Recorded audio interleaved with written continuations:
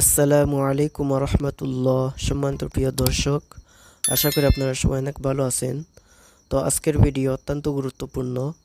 যারা মাথা ব্যথায় অনেক দিন ধরে ভুগতেছেন এবং অনেক ওষুধ খাইতেছেন, কিন্তু ওষুধ খাওয়ার ফলে কমে আবার বেড়ে যায়, এরকম অবস্থায় যারা আছেন, তো আজকে তাদের জন্য এই ভিডিও অনেক হেল্পফুল হবে।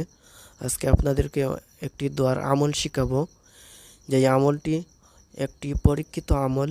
এই আমল করলে ইনশাল্লাহ মাথা ব্যথা দূর হয়ে যাবে। তো চলেন আমরা এই আমলটি ভালো করে শিখে নেই। তো আমরা মাথা ব্যথা দূর করার জন্য এই দোয়াটি পড়ব। এই দোয়াটি পড়ার নিয়ম হলো, আপনাদের যেখানে ব্যথা সেখানে হাত রেখে 7 বার এই দোয়াটি পড়ে ওই জায়গার মধ্যে ফু দিয়ে দিবেন, তাহলে অবশ্যই মাথা ব্যথা দূর হয়ে যাবে। তো এই দোয়াটি আপনারা সূরা ওয়াকিয়ার মধ্যে পেয়ে যাবেন। আমি আপনাদের শেখার সুবিধার জন্য বাংলা এবং আরবি বানান উভয়টা রেখেছি, আপনারা যেটা পারেন সেটা ফলো করে শিখে নেবেন, তবে আমার সাথে সাথে উচ্চারণ করার চেষ্টা করবেন, তাহলে অনেকটা ভালো হবে। তো চলেন আমরা এই দোয়াটি মুখস্থ করে নেই। লা ইউসাদ্দাউনা আনহা ওয়ালা ইউনজিফুন।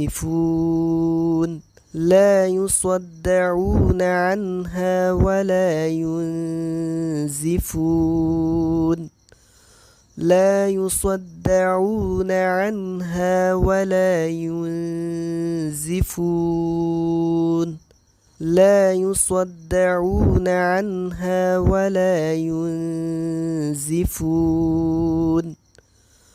لا يصدعون عنها ولا ينزفون. لا يصدعون عنها ولا ينزفون.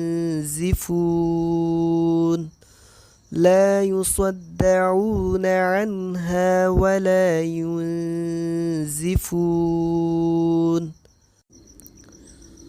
তো এই দোয়াটি 7 বার পড়া শেষ হয়ে গেলে আপনাদের যেখানে মাথা ব্যথা সেখানে ফু দিয়ে দিবেন, ইনশাল্লাহ মাথা ব্যথা দূর হয়ে যাবে।